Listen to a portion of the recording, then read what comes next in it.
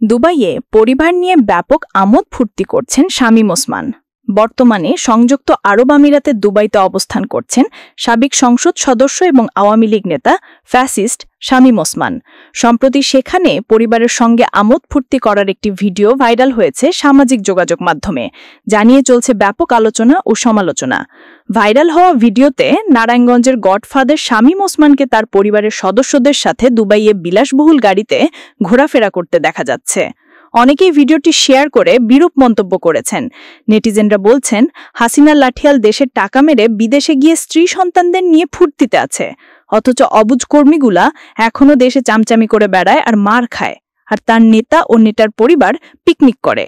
ওরা চিল করে বেড়ায় আর দেশে কিছু পাতি নেতা জয় বাংলা বলে চিল্লাচিল্লি করে। ন্যূনতম লজ্জা থাকলে মুখ লুকিয়ে রাখত। এদের লজ্জা বলতে কোনো জিনিস নাই। এরা হচ্ছে নেতা নামের কুলাঙ্গার। নিহাল হক নামে একজন লিখেছেন, কর্মীদের ঘরে বাজার নাই, কিছু টাকার জন্য রাস্তায় মিছিল করে, আর নেতারা বিদেশে বসে দুবাই মলে হারাম টাকায় লাইফ এনজয় করছে, আর কর্মীদের বলছে তোমরা মাঠে নামো, যাতে করে এদের জীবনের বিনিময়ে ক্ষমতার মিথ্যা নষ্ট রাজনীতি করতে পারে। তারপরেও পাঁচাটা কর্মীদের চোখ খোলে না। এর আগে এক ভাইরাল ভিডিওতে দুবাইয়ের সুপার মলে কেনাকাটা করতে দেখা যায় আওয়ামী সন্ত্রাসী শামীম ওসমানকে।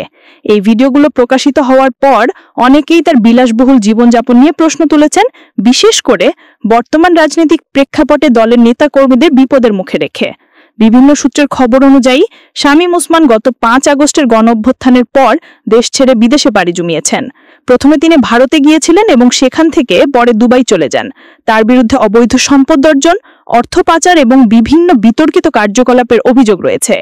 দুর্নীতি দমন কমিশন তার এবং তার পরিবারের সদস্যদের বিরুদ্ধে একাধিক মামলা দায়ের করেছে এবং তাদের বিদেশ গমনের উপর নিষেধাজ্ঞা জারি করা হয়েছে।